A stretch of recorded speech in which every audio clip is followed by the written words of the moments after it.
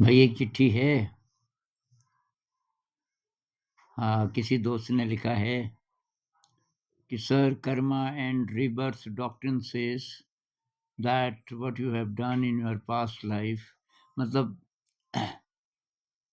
वो कहना ही चाहते हैं कि ये जो कर्म की थ्योरी है, ये बोलती है कि अगर आपने अच्छे कर्म किए होंगे पिछले जन्म में, तो आप अच्छी जाति में जन्म लोगे, और खराब कर्म किए होंगे, तो आप लोअर कास्ट में जन्म लोगे। तो वो कहते हैं कि अगर ऐसा है तो दूसरे धर्मों में ऐसा क्यों नहीं है? ये कास्ट सिस्टम तो केवल हमारे यहाँ है, और जगह कास्ट का क्या बेसिस है? और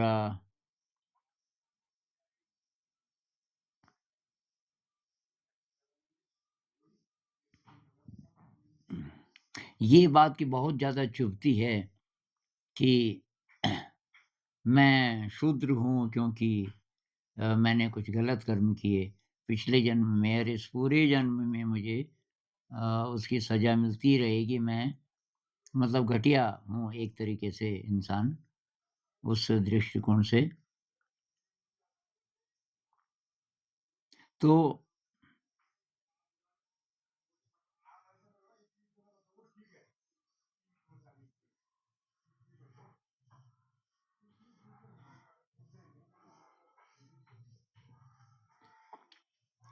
ये बात तो है भई, प्रॉब्लम तो है।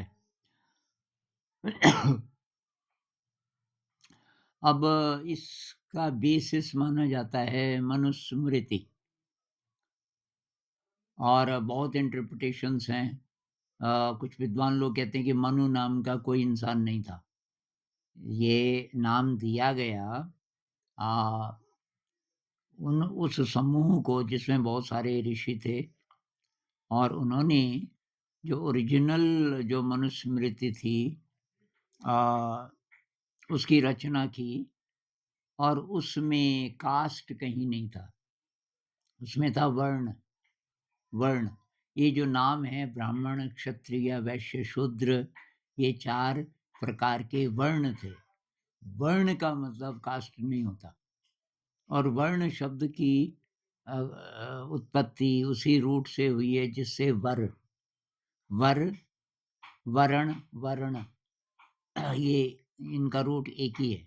और वर का मतलब होता है चुनना, क्योंकि उस ज़माने में ये जब शादियाँ होती थी तो लड़की चुनती थी। वर का मतलब दूल्हा भी होता है। अ, तो लड़की चुनती थी, लड़की का ज़्यादा अधिकार था शादी में।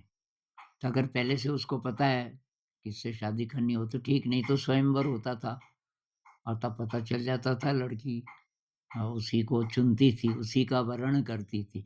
तो ये जो चुनना, वर, यहाँ से ये शब्द आया वर्ण।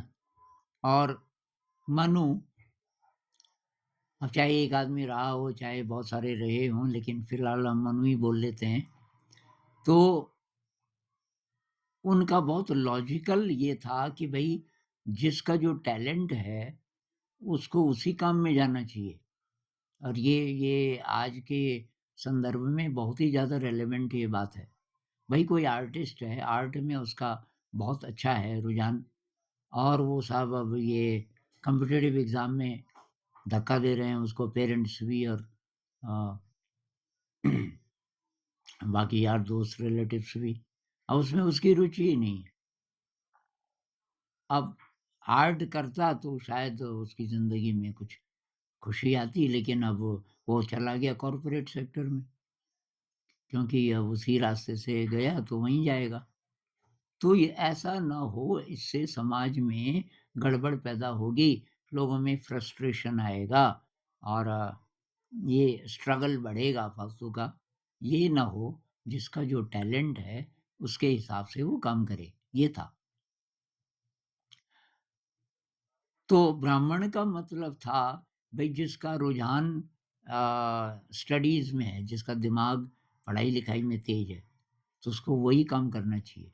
वो वेदों का अध्ययन करे और वो शिक्षक बने, वो सिखाए दूसरे लोगों को क्योंकि उसका दिमाग उसमें तेज है। ये गणित में संस्कृत में, अपनी इन चीज़ों में। क्षत्रिय तो जो एक्शन वाला है, जिसको शौक है थोड़ा-सा, तो वो क्षत्रिय का काम करे। एक्शन ओरिएंटेड जितनी चीज़ें हैं, जिसमें सुरक्षा भी आ सकती है कि भई कहीं आक्रमण हो रहा है, कुछ हो रहा है, सुरक्षा करनी है क्योंकि वो बलशाली भी है और उसका शौक भी वही है, तो क्षत्रिय हो गया। वैश्य, अब जिसका ट्रेड में ज़्यादा दिमाग चलता है, व्यापार वगैरह-वगैरह से रिलेटेड जितनी चीज़ें हैं, तो वो काम करे। जो शूद्र है, तो शूद्र का मतलब जो विनम्र है,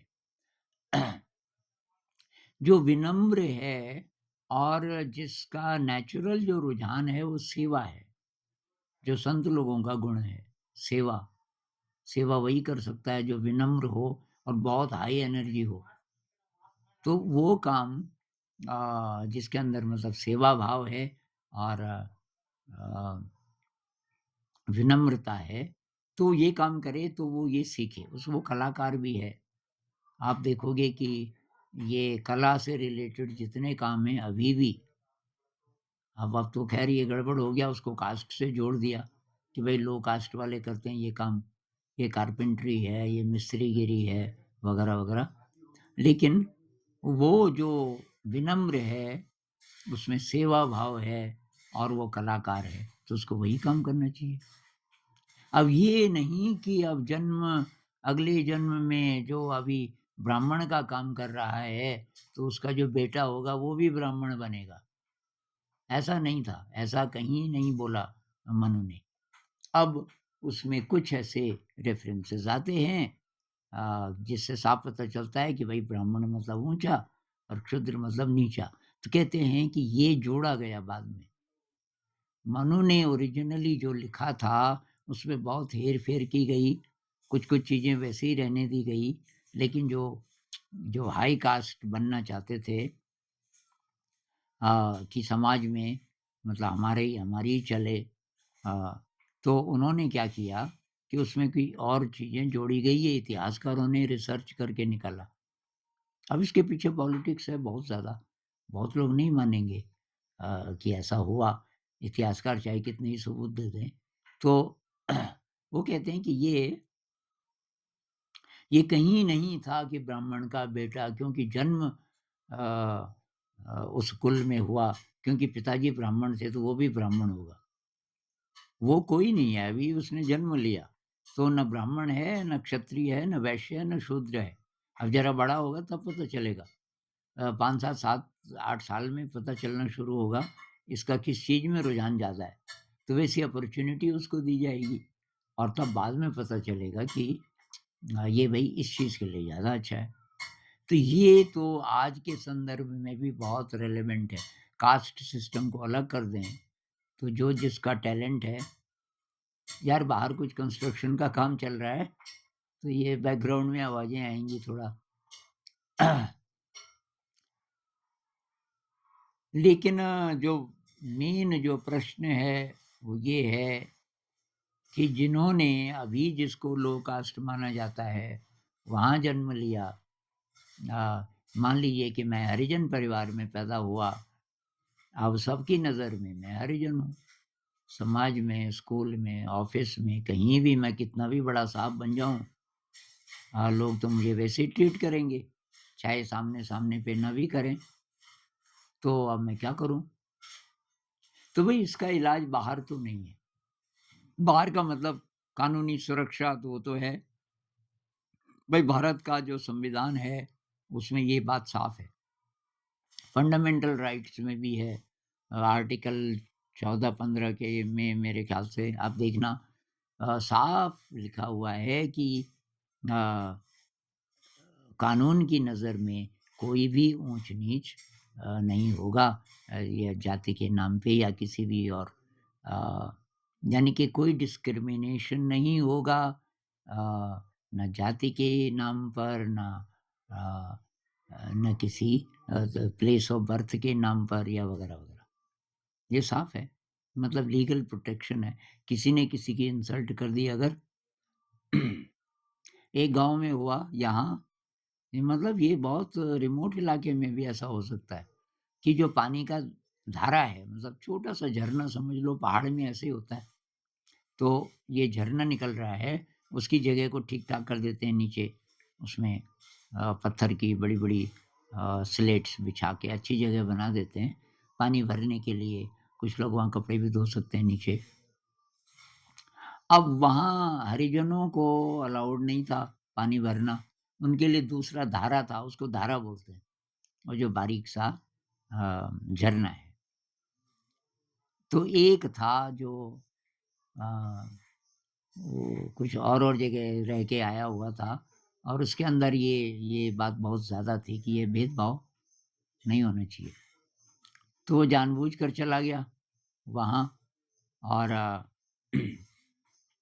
किसी की गगरी थी लगी हुई, तो उसके नीचे, धारे के नीचे, उसके बाद 4-5 और थे हाई कास्ट, लेकिन ये उनसे ज़रा पहले का आया हुआ था।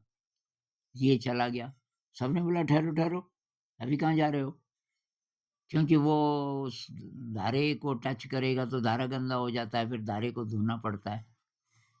तो ये चला गया। अब वहाँ 1-2 पुरुष भी थे, पुरुष ने कहा कि आप नहीं भर सकते, हटो यहाँ से। उसने कहा, "क्यों?" "क्यों? तू जानता नहीं है, तुम्हारा धारा अलग है।" कि किस आधार पे? है कि तुम लो कास्ट हो, और किस आधार पे? हरिजन हो। और वो शायद रिकॉर्ड भी कर रहा था इन बातों को। तो वो बाद में चला गया और उसने केस कर दिया, और वो अरेस्ट हो गए। न केवल जितने वहाँ पानी भरने आए हुए थे, बल्कि उस गाँव के कुछ और लोग भी, उसने औरों के भी नाम बोले कि उस समय बाय चांस कम ही लोग थे, लेकिन ये तो सब यही मानते हैं, और ये फिर कानून कहाँ है? भाई, जो भारत का संविधान इतनी रिस्पेक्ट से आज इतना आदर जिसको दिया जाता है, जब वो माने ही नहीं जा रहे, जनता मान ही नहीं रही है, और सरकार कुछ नहीं कर पा रही, तो बहुत सारे अरेस्ट हो गए, और फिर सबको कुछ बेल-वूल करके, और तब तब इसी ने बोला कि मेरा अब और कोई द्वेष भाव नहीं है। मैं ये चाहता हूँ कि वो धारे में सबको पानी भरने दिया जाए, कोई छुआ-छूत ना हो। तो भई, लेकिन बात ये है कि अगर अंदर मन में है, मान लीजिए कि मैं हरिजन हूँ और मेरे मन में ये बात बसी हुई है कि मैं हरिजन हूँ, तो वो निकलेगी नहीं। चाहे सब मेरे साथ समानता का व्यवहार करने लगें, चाहे सरकार मेरे साथ है, मुझे कहीं कोई खतरा नहीं है, कहीं डिस्क्रिमिनेशन नहीं है बाहर, लेकिन मेरे अंदर ये बात है कि लो कास्ट तो यार मैं हूँ ही फिर भी। मैं कुछ भी कर लूँ, मैं तो फिर भी हरिजन ही हूँ, क्योंकि मैंने तो जन्म ही हरिजन परिवार में लिया। ऐसी अगर बात बैठी हुई है आपके मन में, तो भई इसका कोई इलाज नहीं, इसको कोई निकाल नहीं सकता। लेकिन अगर आपकी कोई दिव्य यात्रा है, तो यार ये कोई बहुत ज़्यादा प्रेस्टीजियस धार्मिक ग्रंथ थोड़ी है, मनुस्मृति वगैरह-वगैरह। आप उपनिषद में जाओ, आप ये हमारी जो फ़िलॉसफ़ी है परमात्मा के बारे में, वो क्या है? पुनर्जन्म के किसके आदेश पे? भाई, ये मानते हैं ना कि कोई सत्ता है, कोई कोई परमात्मा है, किसी भी रूप में उसको देखो, और तो उसने तय किया होगा। तो परमात्मा की क्या अवधारणा है? तो अद्वैत में अ, वेदांत में जिसको कि एकदम क्रीम माना जाता है, मतलब सबसे गहरा माना जाता है, बाकी ग्रंथ सब बाद में आए। अ, लेकिन सबसे ओरिजिनल जो ग्रंथ हैं, उनमें ये ब्रह्म की अवधारणा है कि सब ब्रह्म है, जिसको आज की भाषा में कॉन्शियसनेस कह सकते हैं।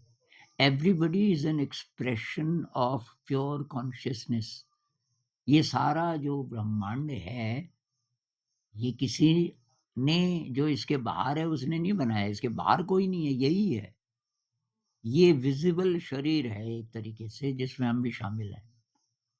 सारा जो ब्रह्मांड है, और एक ही ब्रह्मांड है ज़रूरी नहीं, पता नहीं कितने ब्रह्मांड हैं। पहले तो एक ही कहाँ तक है पता ही नहीं चल रहा। इसके लिमिट्स का भी किसी को नहीं पता। वैज्ञानिक कुछ बोल रहे हैं, ज़रूरी नहीं कि वो 100% सही हो। कितना बड़ा है, फिर डार्क मैटर है, वो क्या है पता नहीं, इसके बारे में भी नहीं पता। तो उसमें ये जो बात है ब्रह्म की, कि सब कुछ ब्रह्म है, यानी सब कुछ कॉन्शियसनेस है। हर इंसान उस कॉन्शियसनेस का एक्सप्रेशन है, उस विराट चेतना का एक्सप्रेशन है। तो जाति कहाँ से आ गई, वर्ण कहाँ से आ गया, ये सब तो ऊपर ऊपर की बातें हैं। तो इनको आप मानो मत। अब आप बोलोगे कि मैं नहीं भी मानूं, लेकिन ये समाज की नजर में, तो समाज की नजर को मारो गोली। समाज की नजर केवल यही यही थोड़ी परेशान करेगी आपको वर्ण ही वर्ण की तरफ, और भी बातें हैं। आप कोई भी ऐसा काम करोगे जो कि समाज की मान्यताओं के अनुकूल नहीं है, समाज उस पर हंसेगा ही।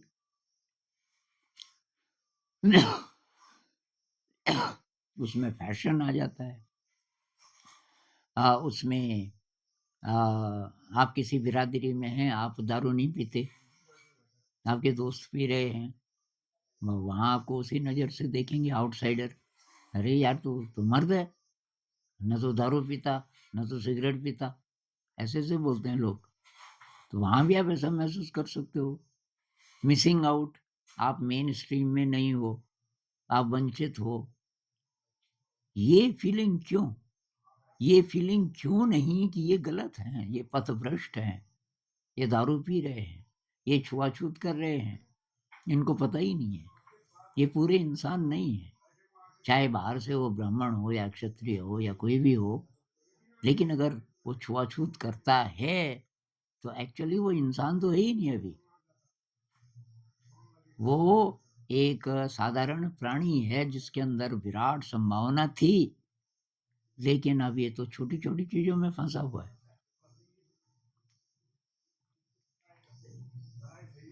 तो भाई अब मैं तो ऐसे ऐसे समाज में पैदा हुआ जहाँ ये मानते हैं, हरिजनों के साथ बहुत सेग्रीगेशन है। लेकिन मेरे मन में भी ये प्रश्न था बहुत बचपन से कि यार ऐसा क्यों। तो मैं जब पहली बार शहर गया, 10वीं तक तो मैंने आसपास के ही कुछ स्कूल कॉलेजों में पढ़ा, लेकिन 11वीं में मैं हरियाणा चला गया। तो एक बहुत बड़ी बिल्डिंग थी, और उस बिल्डिंग में फॉरेस्ट डिपार्टमेंट के लोग रहते थे। वो किसी जमाने में कि किसी राजा की बिल्डिंग थी, और राजा कॉन्ट्रैक्ट लेता होगा। ये छोटे छोटे राजा जो होते थे, जंगलों के कॉन्ट्रैक्ट, जंगल काटने के, फिर जंगल कटने बंद हो गए, तो वो बिल्डिंग उसकी बेकार हो गई। अब वहाँ कौन रहता, क्योंकि वो तो बहुत दूर, वो शहर बहुत दूर वहाँ पे, इसलिए कि वहाँ से नदी बहती थी, जिस नदी में वो लकड़ी जंगल से काट के, यहाँ अगर जंगल है, यहाँ से लकड़ी बड़े बड़े वो बना के लॉग्स, और उसको नदी में डाल दिया जाता था। अब नदी गई गई कई किलोमीटर दूर, मान लीजिए 150-200 किलोमीटर दूर, वहाँ ये शहर है, और वहाँ ये लकड़ियाँ बाहर निकाली जाती है। पर वो तो खत्म हो गया, जब जंगल कटने बंद हो गए तो वो बिल्डिंग भी बेकार होगी। तो उसने वो फॉरेस्ट डिपार्टमेंट को, उसने या उसके आ, आगे उनके उसके बच्चों ने उनको दे दी। तो मेरे भाई साहब भी फॉरेस्ट डिपार्टमेंट में थे, मुझे ले गए वहाँ। तो वहाँ पड़ोस में एक दूसरा लड़का आया, मैं तो था 15-16 साल का, और वो था 20-22 साल का। तो उससे मेरी दोस्ती हो गई। अब वो हरिजन था, ये चर्चा काफी पहले से हो रही थी, उस बिल्डिंग में ज्यादातर ब्राह्मण थे, ये फॉरेस्ट डिपार्टमेंट वाले।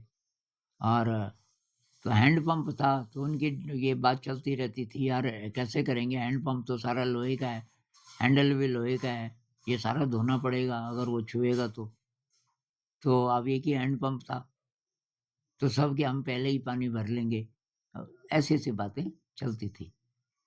और वो जैसे ही आया, पहले ही दिन थोड़ा दोस्ती हुई, बाजार जा रहा था, चल मैंने कहा मैं भी आ रहा हूँ। बाजार से वापस आए, वो चीनी वगैरह कुछ खरीद के ला रहा था, अभी सेट कर रहा था अपने कमरे को। फिर मैं कहा तेरे पास खाना तो खुद बनाएगा कि हाँ। मैंने कहा चाय तो पीता होगा कि हाँ। मैंने कहा अभी तो चाय पीने का टाइम है। अब वो थोड़ा-सा नर्वस होने लगा। मैंने कहा यार चल नहीं पिलानी तो ना पिला, पर चाय का टाइम नहीं है अभी। नहीं, नहीं, कि मैं चाय बनाता हूँ। आप की बैठोगे कि 10 मिनट बाद आओगे? कि तब तक चाय बन जाएगी। अच्छा, तो मैंने कहा ठीक है। अब वो ये मतलब कोशिश कर रहा था कि चाय तो मैं बना दूँगा, लेकिन इस तरीके से पिएँगे कि किसी को पता ना चले, पता नहीं उस समय तो कोई था नहीं, पर कोई आ सकता है। अब तो मैंने कहा ठीक है, मैं बाहर बैठ गया। 10 मिनट बाद उसने देखा अभी भी कोई नहीं आया था, कि चाय तो बन गई। मैंने कहा आजा, तू भी आजा, यहाँ पे बैठते हैं। एक कुर्सी और ले आ, कुर्सियाँ थी वहाँ। अ, कि अंदर बैठ के पीते हैं। मैं कहा अंदर? नहीं यार, मैंने कहा अंदर नहीं, यहाँ पे बैठना। खैर बैठ तो गया, इत्तेफ़ाक से उस दिन कोई नहीं आया, तो हमने चाय पी ली साथ-साथ बैठ के। अब अगले दिन से मैं उसके पास चला जाऊँ, जानबूझ के। तो जब 3-4 दिन हो गए तो उसने बोला मैं आपको कुछ बताना चाह रहा था। मैंने कहा बता। कि दरअसल ना हम कारपेंटर हैं, तो कारपेंटर को कि थोड़ा नीची जाति का समझा जाता है। मैंने कहा कौन समझता है? कि लोग सभी। मैंने कहा तू भी? तो ये समझता है कि तू घटिया है, ब्राह्मण बढ़िया है, तेरी जाति घटिया है। नहीं, कि मैं तो नहीं समझता। तो मैंने कहा मैं भी नहीं समझता। कि और लोग? मैंने कहा औरों की मुझे चिंता नहीं। तो ये बोलना कि ये खुद आया और इसने मुझे फ़ोर्स किया। इसने जब खुद बोला कि यार मुझे चाय पिला, तो अब मैं कैसे ना पिलाऊँ? और मेरे भाई साहब ज़रा बड़े ओहदे पर थे कि अब यहाँ तो उसकी भी बात है। मैंने कहा ऐसे बोलना तू, कि ये अपने भाई को बोलता है कि इसने मुझे चाय नहीं पिलाई, तो अब ये गड़बड़ हो सकती है। तो ख़ैर, क्या आपको पहले से पता था? मैंने कहा यार ये तेरे आने से पहले से यहाँ डिस्कशन चल रही है कि हैंडपंप को तुम छू लोगे तो वो गंदा हो जाएगा वगैरह-वगैरह। अब क्या हुआ कि एक दिन मैंने कहा खाना खाऊँगा मैं भैया, तो खाना बना। अब बना तो दिया कि खाना तो अंदर खाएँगे। मैंने कहा अच्छा चल कोई बात नहीं, अंदर ही सही। हम बैठे थे तब तक कोई आ गया। अब वो ब्राह्मण था, उसी फ़ॉरेस्ट डिपार्टमेंट में जो उसी बिल्डिंग में रहता था। उसने देख लिया मुझे, फिर देखा, आनंद है? मैंने कहा हाँ जी। अच्छा, अच्छा। तेरे भाई ने कि कोई मैसेज भेजा था, मैं बाद में बताऊँगा। मैंने कहा ठीक है। तो खाना खाने के बाद में गया, मैंने कहा क्या? कि दरअसल भाई ने तो नहीं भेजा मैसेज, लेकिन तेरे को पता नहीं है कि ये हरिजन है? मैंने कहा क्या होता है हरिजन? अरे हरिजन लो कास्ट। मैं कहा किसने बनाया लो कास्ट? अरे यार तू कैसा आदमी है? जैसे तू ब्राह्मण है। मैंने कहा मैं तो नहीं मानता कि कुछ फ़र्क है। मैं कहा मैं बिल्कुल नहीं मानता, सारे इंसान बराबर हैं। तो ख़ैर हुआ क्या कि उन्होंने मुझे बदनाम कर दिया। तो जो सब्ज़ी वाला था जिससे मैं सब्ज़ी लाता था, और पैसे तब बाद में देते थे भाई साहब जब आते थे। मेरे भाई साहब वो भी फ़ॉरेस्ट में थे, वो टूर पे रहते थे, वो कभी-कभी आते थे। जैसे महीने डेढ़ महीने में 3-4 दिन के लिए, बाकी वो बाहर ही रहते थे। तो उनका पूरा फ्लैट मेरे पास था। अब वो सब्ज़ी वाला भी ब्राह्मण था, उसके पैसे तब वो आके देते थे। जो राशन जहाँ से मैं लाता था वो भी ब्राह्मण था। तो इन्होंने सबके पास खबर पहुँचा दी कि वो ऐसे-ऐसे कर रहा है। अब मैं सब्ज़ी लेने गया तो अब वो मुझे डाँटने लगा। बूढ़ा-बड़ा आदमी था, रेहड़ी थी उसकी सब्ज़ी की। "यार कि तू ये क्या कर रहा है तू?" मैंने कहा, "आप सब्ज़ी नहीं देना चाहते तो मैं आपसे नहीं लूँगा।" "नहीं, ये मैं ये थोड़ी बोल रहा हूँ।" मैंने कहा, "ना, दोबारा आपने ये बात बोली तो मैं आपसे सब्ज़ी नहीं लूँगा।" ऐसे ही राशन वाले के साथ हुआ। मैंने कहा, "मैं तेरे से नहीं लूँगा राशन। ये कानूनन भी खिलाफ़ है और मैं भी नहीं मानता इसको। अब तुम मानते हो तो मानते रहो।" तो ख़ैर बाद में मेरे भाई साहब आ गए। उनके पास काफ़ी शिकायतें जा चुकी थी।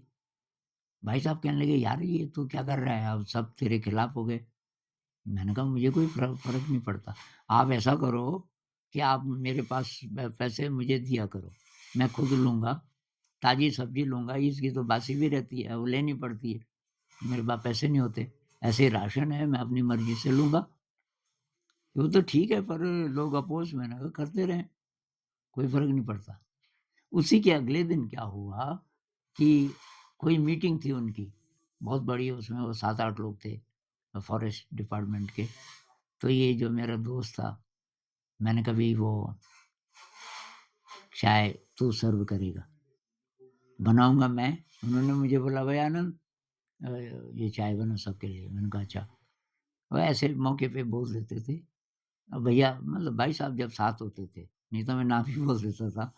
भाई साहब ने बोला, "यार बना ही दे।" मैंने कहा, "अच्छा।" चाय बनी तो मैंने बुलाया अपने दोस्त को, मैंने कहा, "ले सर्व कर।" अब मैं भी उसके साथ। अब एक था बहुत कट्टर ब्राह्मण, वो बोले, "नहीं।" मैंने कहा, "नहीं मतलब क्या? आप तो पीते हो, आप ज़्यादा चाय पीते हो, अभी क्यों नहीं पी रहे?" अब जो साहब थे उनके, उनसे मेरी हाय-हेलो हो चुकी थी, वो थोड़ा-थोड़ा दोस्ती हो गई थी। तो साहब जी को मैंने कहा, "जी आप इनको समझाओ, ये क्यों नहीं पी रहे?" वो भी कहने लगे कि यार पीनी पड़ी सबको। सबने जब चाय पी ली और वो ऑफ़िसर तो चला गया और मैं उनके पास गया, मैंने कहा, "तुम सब हरिजन हो गए, तुम सबका धर्म भ्रष्ट हो गया, अब सब बराबर हो गए।"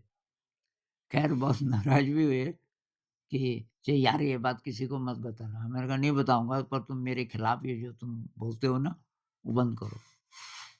तो मैं तो यार पहले से नहीं मानता था, मुझे इसमें कोई लॉजिक नज़र नहीं आता था। फिर मैंने एक वर्कशॉप की, किसी संस्था ने इन्हीं लोगों को बुलाया आस-पास के गाँव से, वो सब हरिजन थे लड़के और यही मुद्दा था। मैंने उनको बोला, "तुम मन से निकाल दो कि तुम हरिजन हो, किसी भी मायने में किसी ब्राह्मण से कम हो और तुम अपने टैलेंट पता करो, नई-नई विद्याएँ सीखो, अच्छे-अच्छे काम करो, धीरे-धीरे परिभाषा बदल जाएगी। आने वाले समय में ऐसा हो सकता है कि नाम चाहे यही रहे हरिजन, लेकिन वो ब्राह्मण से भी ज़्यादा रिस्पेक्टेबल हो सकता है, क्योंकि तुम्हारे कर्म ही इतने अच्छे हो गए, कौन जाने?" तो ना ब्राह्मण अच्छा है, ना हरिजन खराब है, ये सब लेबल्स हैं और ये लेबल्स अधार्मिक हैं। अगर इन लेबल्स का ये मतलब है कि पिताजी ब्राह्मण थे तो आप भी ब्राह्मण, पिताजी हरिजन थे तो आप भी हरिजन, ये जो परिभाषा है, ये हमारे हमारा जो असली धर्म है, अ, हमारे वेद वेदांत में जो बात बताई गई है, ये उसके खिलाफ है। क्योंकि वहाँ वो कहते हैं कि सब में परमात्मा है, एक ही परमात्मा है। सबके अंदर वो एक ही चीज़ है और उसका पता लगाना जीवन का उद्देश्य है। उसने जन्म चाहे कैसे भी कुल में लिया। तो कुल मिलाकर भई ये चाबी इसमें ये है कि आप अगर अपने मन से बात निकाल दो, लोग भेदभाव करेंगे, करने दो। मेरे साथ तो भेदभाव होता रहा पूरी ज़िंदगी, मैं जहाँ भी जाता था कुछ अलग। तो वो अलग कभी तो बहुत रिस्पेक्ट की नज़र से देखा जाता था, लेकिन बहुत जगह वो जो अलग है, उसको घटिया नज़र से देखा जाता था। तो मुझे दोनों का अनुभव है और धीरे तब ऐसा समय आया कि मुझे कोई फ़र्क ही ना पड़े। तो कहते भी है ना, कोई तारीफ़ करे या कोई निंदा करे, आप पे फ़र्क नहीं पड़ना चाहिए ज़्यादा। कोई अ, कुछ भी बोले, आपको पता है कि मैं मूलतः अनंत आत्मा हूँ। अब ये जो है कि पिछले जन्म के कर्म से अ, पिछले जन्म में कोई कर्म किए होंगे, हो सकता है, तो क्या फ़र्क पड़ गया? इस जन्म में आपको काम करना है इसके साथ। अगर पिछले जन्म के कर्मों से इस जन्म की परिस्थितियाँ मिलती हैं, जिसमें गरीबी हो सकती है कि अब गरीब परिवार में जन्म हुआ, बीमारी हो सकती है, ये कास्ट के हिसाब से मैं लो कास्ट में पैदा हुआ, ये हो सकता है। अ, या कि मेरे जीवन में कुछ ऐसी-ऐसी घटनाएँ होंगी, बहुत दुखद, क्योंकि मैंने कभी अकुशल कर्म किए होंगे। मान लीजिए, ये सही भी हो सकता है, तो भी क्या फ़र्क पड़ता है? अभी मैं जिन परिस्थितियों में हूँ, वहाँ से अब मैं ऐसा कर्म करूँ कि मैं उसमें से बाहर निकल जाऊँ। बीमारी से अ, अब आप बोलो छुआ-छूत में तो और लोगों का ओपिनियन शामिल है, उससे आप बाहर कैसे निकलोगे? भई बाहर निकलने का मतलब आप क्या सोचते हो अपने बारे में, वो है असली बात। समाज की कोई पावर आप पे ना चले, जब तक समाज की पावर आप पर चलती है, तब तक आप पूरे इंसान नहीं हैं।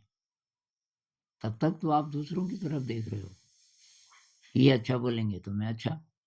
इसी कारण से तो सारी गड़बड़ है समाज में। आपके पास ठीक-ठाक गाड़ी है, आप एक और खरीदना चाहते हैं। क्यों? कि समाज तारीफ़ करेगा, आपके दोस्त तारीफ़ करेंगे। वो हो चाहे यार ये काम नहीं करना, समाज मेरी निंदा करेगा और काम अच्छा है चाहे। ये दोनों ही, इसमें आप समाज को मुख्य मान रहे हो। समाज नहीं, आप। आप हैं और वो अनंत है, जो आपके अंदर है। अगर आप ये मानते हो कि मैं परिपूर्ण हूँ, मेरे अंदर विराट शक्ति है, मैं उसी ब्रह्म का एक्सप्रेशन हूँ, जिसके एक्सप्रेशन सारे हैं, सारे प्राणी हैं, सारा ब्रह्मांड है, तो दूसरे कुछ भी कहें, क्या फ़र्क पड़ता है? यही चाबी है और कोई तरीका नहीं। साफ सरकार, लीगल प्रोटेक्शन हो और सारा समाज जब बोलेगा कि जी नहीं, आज से नहीं मानेंगे छुआ-छूत, आप हरिजन नहीं हैं, लेकिन आपके अंदर बैठा हुआ है कि मैं हूँ, अब उसका क्या इलाज है? ऐसे बहुत सारे फ़ोबिया होते हैं, बहुत सारे अ, डिसऑर्डर होते हैं मेंटल, जिसमें कि अ, है नहीं वो चीज़ लेकिन आपने मान ली। अल्ज़ाइमर्स कौन-सी डिज़ीज़ है वो? एक एक ऐसी डिज़ीज़ है कि आपका कुछ का कुछ दिखता है आपको, है नहीं वहाँ, लेकिन आपको दिखता है। वो सिज़ोफ्रेनिया शायद, सिज़ोफ्रेनिया एक बीमारी है मेंटल, आपको कुछ और भी दिखता है, औरों को कुछ नहीं दिख रहा है, लेकिन आपके अंदर बैठ गया वो कि है, भूत है, प्रेत है। मानो तो असर करेगा आप पे, नहीं मानो तो असर नहीं करेगा। तो भई खुद को स्ट्रॉन्ग बनाना है, समाज से ज़्यादा स्ट्रॉन्ग आपको बनना है। समाज से तुलना के बेसिस पे मैं नहीं बोल रहा हूँ, ताकि समाज कुछ भी कहे, आप पर फ़र्क ना पड़े। कबीरदास जी का दोहा है ना, कबीर साहब भी गुज़रे इससे बहुत ज़्यादा। कबीर को भी लो कास्ट मानते थे, पता भी नहीं था, कौन थे इस माँ-बाप। तो कबीर साहब कहते हैं, हस्ती चढ़िए ज्ञान की, सहज धुली चाडार, श्वान रूप संसार है, भूगन दे झकमार। ज्ञान के हाथी पर बैठकर बहुत समता भाव से चलते रहो। और दुनिया तो कुत्ता है, श्वान मतलब कुत्ता। श्वान रूप संसार है, कुत्ते भौंकते रहते हैं। वो कहावत है ना कि कुत्ते भौंकते रहते हैं, हाथी चलता रहता है। उसका यूज़ किया कबीरदास जी ने। हाथी को कोई हाथी तो एक पैर रखेगा, कुत्ते को कुचल भी सकता है। इतना शक्तिशाली भी बनना है, मतलब शरीर की बात नहीं कर रहे, शरीर से नहीं, शक्तिशाली अंदर से। आपकी जो अंदर की शक्ति है, उसको बढ़ाना है। वो आता है ध्यान से, क्रिएटिविटी से, अच्छे कर्म करने से, ग्रैटिट्यूड से, कंपैशन से। अ, मैं समाज के लिए कहाँ क्या अच्छा कर सकता हूँ, इस फीलिंग से। मैं शक्तिशाली हूँ। मैं दूसरों से शक्तिशाली हूँ नहीं, वहाँ कंपैरिज़न आ गया। मैं शक्तिशाली हूँ क्योंकि मेरे अंदर परमात्मा है। ये वाली फीलिंग विकसित करनी पड़ेगी।